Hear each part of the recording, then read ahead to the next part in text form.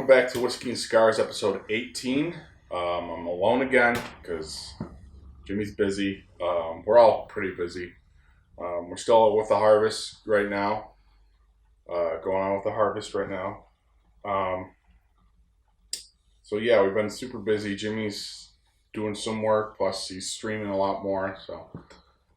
So the topic we're going to talk about today, my brother, when we were out getting gas, he's like, he's laughing behind the camera right now. How about let's talk between the difference between a rancher and a farmer. And I got nothing else to talk about. We need to get an episode. This is Sunday around 5:14 in the afternoon. So we're going to talk about that topic. But cigar I'm smoking today is the United Cigars Dos Hombres, which is kind of ironic because my homies aren't here right now. It's just me and my brother. And I'm drinking a new whiskey. I had it Friday. I had a little bit yesterday, or Friday. It's called Horse Soldier. And actually, I want to shout out to these guys because the company that made it, the guys who made the company was 4 Green Berets after 9/11. And yeah, I'll read the back real quick. Horse Soldier bourbon whiskey is incredibly complex and aged in charred new American oak barrels. Every bottle of Horse Soldier bourbon whiskey is a piece of American history. It is carefully crafted by Green Berets who answered America's call just days after 9/11 with a daring into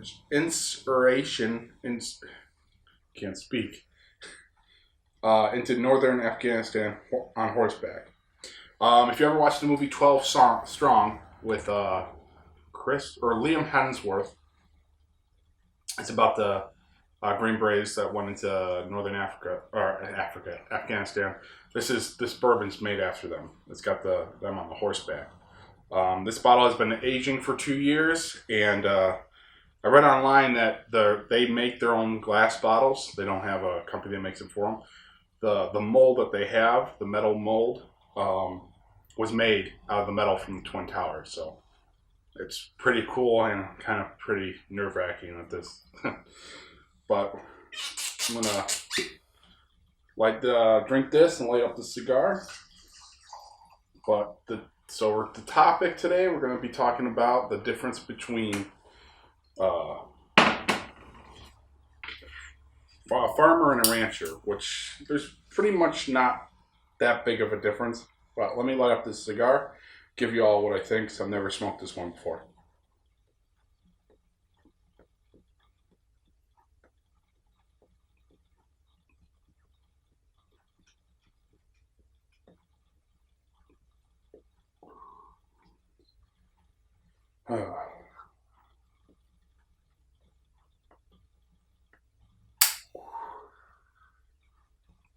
It's a light body cigar. First couple puffs are pretty decent, but yeah, it's a nice beginner cigar in my opinion. It's a Dominican tobacco, but let's get into the topic. So the difference between a rancher and a farmer. I was both. I worked on some farms and I worked on a ranch here on this ranch here. Difference between a farmer and a rancher. A rancher does the same. Here. A rancher is a farmer, but a farmer isn't a rancher. A farmer is he grows he grows crop, and he has livestock, but the livestock he uses livestock for either dairy or meat. A rancher he grows his crop and he sells his cattle. He sells cattle for the beef, or he sells cattle to each other. Difference between a rancher and a farmer is farmers, they use most of their land as a crop. Ranchers use most of their land as a grazing field. So, like here at this ranch, we have more crop land than grazing field. And so he'll switch his cattle throughout the field so they can get nutrients from the grass, and he'll feed them with hay. A farmer mostly uses his fields for crops like corn or soybeans. Up here, it's pretty much corn and soybeans that we grow around here. The soybean market has kind of crashed a little bit. Corn is everything's made with corn nowadays. Whiskey's made from corn. Your chips are made with corn glucose and all that, or high glucose corn syrup.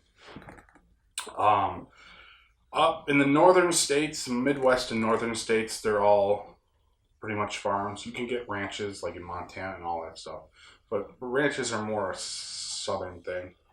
I mean, Texas, because they can't really grow that many crops down there. Corn can grow everywhere, but corn, cotton. Got some workers talking outside right now. I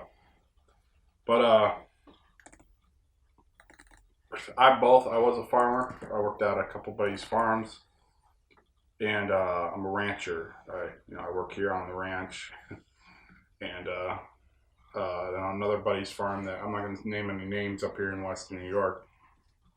I hate when I was down in Texas for the rodeo last February, but 2 Februaries ago. I went to a shop because I had to get a new cowboy hat, and the guy goes, "Oh, where are you from?" And you're thinking maybe some Midwest state or something, Southern state. And I go, "Oh, I'm from New York." "You're from New York? You don't sound like you're from New York." And all. I'm like, "Yeah, there's a difference between New York City and the rest of upstate New York, But yeah, I didn't even take a sip of the whiskey or the bourbon. You could taste the oak in the whiskey or the bourbon. It's not a really sweet bourbon. It's more of a bitterness. It don't matter to me. Bourbon's bourbon. I'm not a connoisseur or a whiskey expert. You know what I call whiskey experts? Just glorified alcoholics. That's what I call them. But Dan's behind the camera, shaking his head right now. Yeah, so that's pretty much the big difference between farming and ranching. My dream is to go down to Texas and own my own farm, but also have a couple horses so I can ride around with my wife and my kids and all that stuff. So I grew up around horses. I love horses. But Dan just signaled to us that we're at 8 minutes, and this is going to be a short episode. The cigar is pretty good. It's more of a light body cigar. You don't got that heavy taste of tobacco in it. It's more of a Dominican, so it's not my style. I'm a Nicaraguan guy. But yeah, well, thank you for watching Whiskey and Cigars, episode 18. Hopefully 19 we'll have Jimmy back. Thanks for watching. Stay safe and keep on smoking.